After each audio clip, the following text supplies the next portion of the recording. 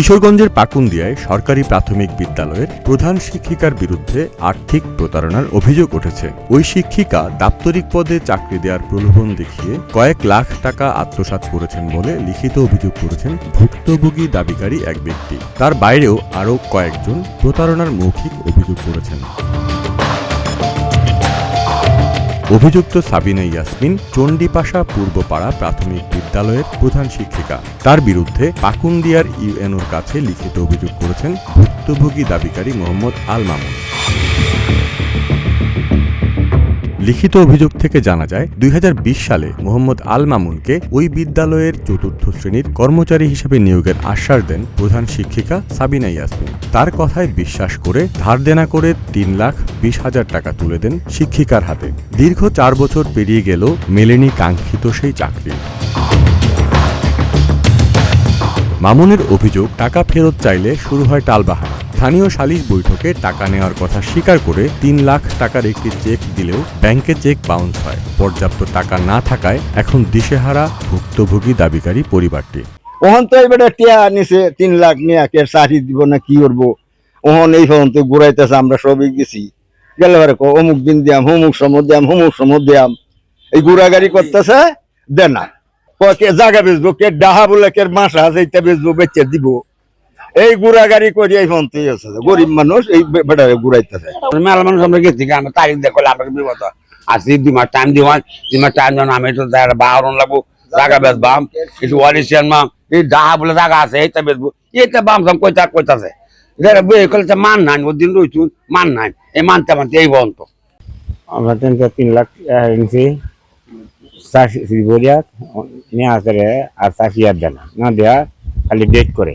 তখন চেয়ারম্যান সাহেবের সাথে জানলাম, চেয়ারম্যান সাহেব সুপারিশ করা হয়েছে খালি ডেট করে। আর ময়মুরব্বীরা যারা আছে তারা হলেও গেছি, তারা লোক খালি ডেট করে আর টাকা আর দেয় না।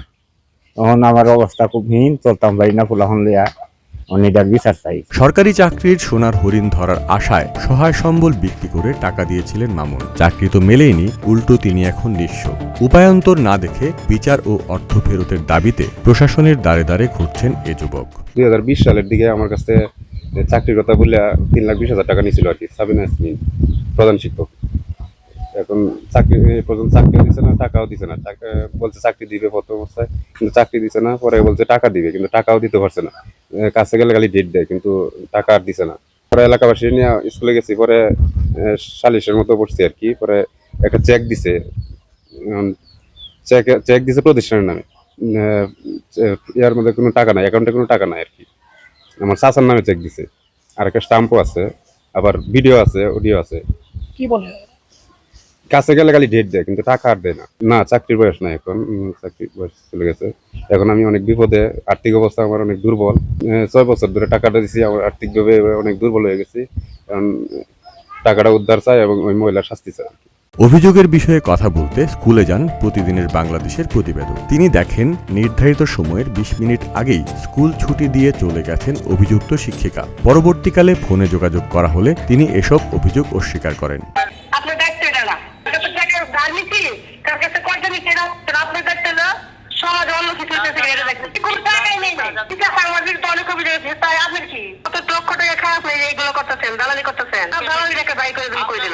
উপজেলা প্রাথমিক শিক্ষা কর্মকর্তা জানিয়েছেন, অভিযোগের বিষয়ে তদন্ত করা হবে। সত্যতা প্রমাণিত হলে বিধি অনুযায়ী ব্যবস্থা নেওয়া হবে। আমাদের আসলে এই বিষয়টা আমরা এই যে আপনার কাছ থেকে শুনলাম, আসলে ব্যক্তিগতভাবে কেউ যদি কোনো টাকা পয়সা নেয় সেই বিষয়টা আমাদের আসলে দায় দায়িত্ব নাই। যেহেতু সে শিক্ষক হিসেবে কর্মরত রয়েছে, তো সেই ক্ষেত্রে এইরকম অনৈতিক কাজ করা কোনো রকমের কোনো শিক্ষকের জন্য শোভন না, এবং সেটা করতে পারে না, আইনগত সেটা অবশ্যই বাধা রয়েছে। তো সেই ক্ষেত্রে যদি কারো কাছ থেকে যদি টাকা নিয়ে থাকে, এবং যেহেতু আমাদের শিক্ষকের স্কুলেই কোনো দপ্তরি নিয়োগের বিষয়ে কথা বলে থাকে, সেই ক্ষেত্রে আমরা তাদের সাথে জিজ্ঞেস করে যদি এরকম কোনো ঘটনা ঘটে থাকে আমরা তার বিরুদ্ধে ব্যবস্থা নেওয়ার জন্য চেষ্টা করব। ইউএনও উপজেলা নির্বাহী কর্মকর্তা রূপম দাস জানিয়েছেন, বিষয়টি তদন্তনাধীন এবং দ্রুত ব্যবস্থা নেওয়া হবে। হ্যাঁ, এই সংক্রান্ত একটা অভিযোগ আমার কাছে এসেছে। হ্যাঁ, আমরা তদন্ত করে অচিরে আমরা নিষ্পত্তি করবো। নিষ্পত্তি যদি করতে পারি তখন আমি জানাতে পারবো আপনাকে।